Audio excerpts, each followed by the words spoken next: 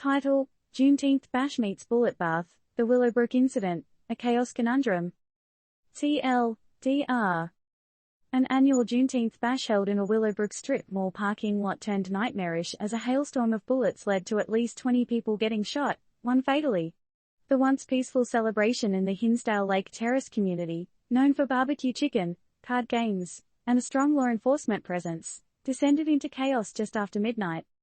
In the early morning hours of June 18, 2023, the sound of laughter and clinking plastic cups at the Willowbrook strip mall gave way to a symphony of panic, shattered by a barrage of bullets.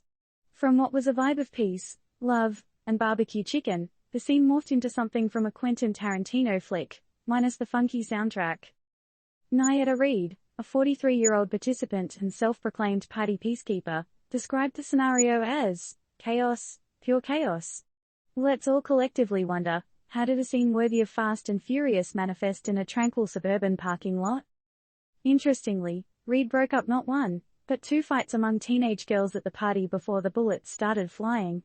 However, she doesn't believe these minor skirmishes are connected to the ultimate chaos. If the arguments didn't lead to the shooting, then what the heck did? The plot thickens as multiple witnesses told the Sun-Times that the gunfire seemed to originate from the far end of the parking lot, distant from the BCD Liquors and Five-Star Pantry, where the crowd was gathered. That raises another question: why was the remote end of the parking lot used as a launching pad for this audacious attack? The tragedy has left residents of the Hinsdale Lake Terrace apartments shell-shocked, some doubting the officially reported numbers. Some folks with minor gunshot wounds apparently dodged the hospital due to their minor injuries, or perhaps the fear of exorbitant medical bills, the horror of the American healthcare system. David Barnes, another eyewitness, adds a unique perspective to the saga, noting a lot of unfamiliar faces at this year's celebration. Was the unfortunate incident an outcome of a party crashers gone rogue scenario? At the end of this day, as law enforcement scrambles for clues, local residents, and indeed, the nation, are left contemplating a myriad of questions. In this era, where mass shootings seem to punctuate the American calendar more often than national holidays, we are forced to ponder, when did going to a celebration become an act of courage?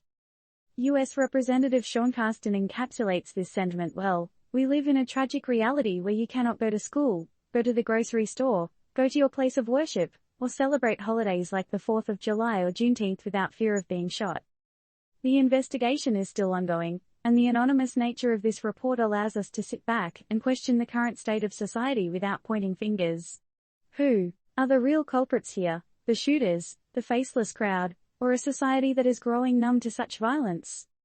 Disclaimer: this news article is intended for informational purposes only and does not provide any advice or recommendations. All the details shared are factual, based on the available sources at the time of writing. With that being said, we leave you to ponder over the pressing question: